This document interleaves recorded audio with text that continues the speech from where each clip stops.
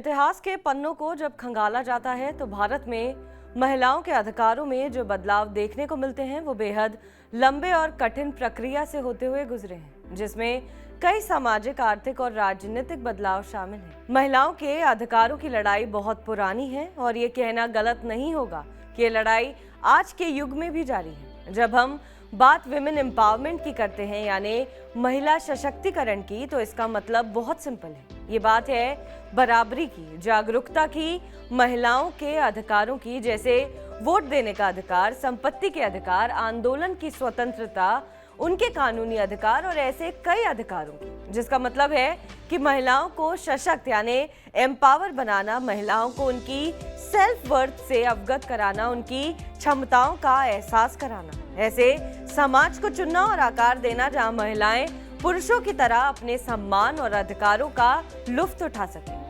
महिला सशक्तिकरण बहुत जरूरी है आपके बेहतर समाज के लिए, आपके देश की प्रगति के लिए और आपके आने वाली पीढ़ियों के भविष्य के लिए। आपको शायद ये जानकारी नहीं होगी कि प्राचीन काल में, जिसे वैदिक काल भी कहा जाता है, अंग्रेजी में कहें तो एंशिएंट टाइम, तब भारत में महिलाओं को बराबरी के अधिकार थे।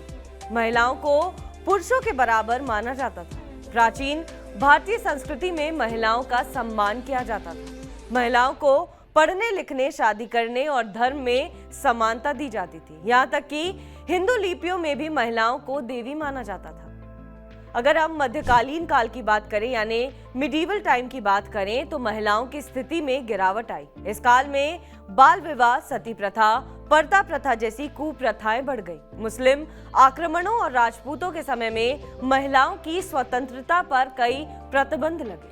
वहीं जब हम औपनिवेशिक काल की यानी कॉलोनियल टाइम की बात करते हैं, तो अंग्रेजों के शासन के दौरान महिलाओं के अधिकारों के लिए कई सुधार किए गए। राजा मोहन राय और ईश्वर चंद्र विद्यासागर जैसे समाज सुधारकों ने सती प्रथा के खिलाफ आवाज उठाई और विधवा पुनर्विवाह का समर्थन किया। स्वतंत्रता संग्राम और आजादी के बाद भारतीय स्वतंत्रता संग्राम में महिलाओं की सक्रिय भागीदारी रही। स्वतंत्रता के बाद भारतीय संविधान में महिलाओं को समान अधिकार प्रदान किए गए।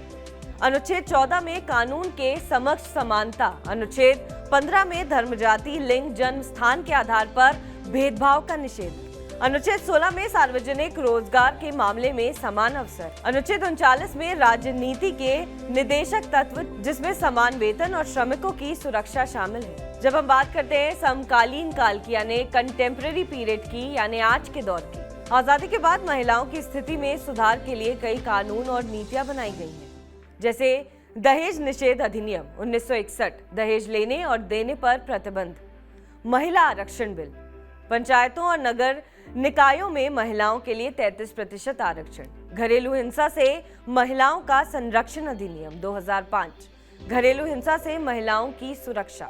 सरकार द्वारा चलाई जा रही विभिन्न योजनाओं और नीतियों के तहत महिलाओं की शिक्षा और रोजगार में महत्वपूर्ण प्रगति हुई है। बेटी बचाओ बेटी पढ़ाओ योजना, कन्या भ्रूण हत्या को रोकना और बालिका शिक्षा को बढ़ावा देना, उज्ज्वला योजना, महिलाओं को रसोई गैस कनेक्शन प्रदान करना, सुकन्या समृद्धि योजना, बालिकाओं के लिए बचत योजना। अब बात करते हैं आने वाली चुनौतियों की।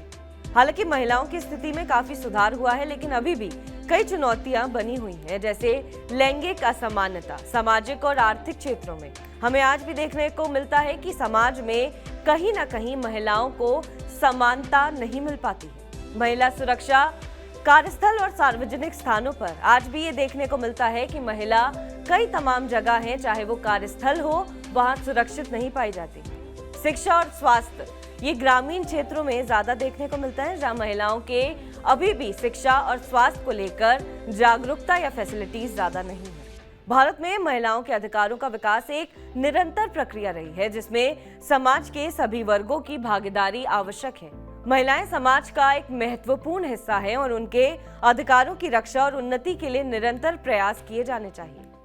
अगर हम उनके संवैधानिक अधिकारों की बात करें, तो भारतीय संविधान के तहत महिलाओं को समानता, स्वतंत्रता और सम्मान का अधिकार दिया गया है।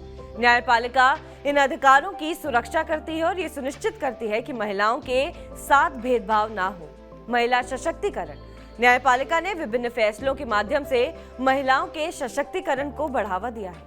उदाहरण के लिए घरेलू हिंसा से संरक्षण अधिनियम 2005 और कार्यस्थल पर यौन उत्पीड़न के खिलाफ कानून 2013 को लागू करने में न्यायपालिका ने महिलाओं के विवाह और पारिवारिक अधिकारों को सुनिश्चित करने के लिए कई महत्वपूर्ण फैसले दिए हैं। इनमें तलाक, गुजारा भत्ता और संपत्ति के अधिकार शामिल हैं। महिला आरक्षण, न्यायपालिका ने राजनीति और शिक्षा में महिलाओं के लिए आरक्षण की व्यवस्था को सही ठहराया है। ये महिलाओं को समाज के हर क्षेत्र में समान भागीदारी देने के लिए किया गया है। महिलाओं के खिलाफ अपराध, न्यायपालिका ने बलात्कार, यौन उत्पीड़न और दहेज हत्या जैसे गंभीर अपराधों में कठोर सजा देने के आदेश दिए हैं। इससे महिलाओं के खिलाफ अपराधों में कमी आई है और उनके प्रति समाज में जागरूकता बढ़ी है। समान वेतन और कार्यस्थल पर अधिकार, न्यायपालिका ने समान कार्य के लिए समान वेतन की मांग को मान्यता दी है और कार्यस्थल पर महिलाओं के अधिकारों की सुरक्षा सुनिश्चित की है।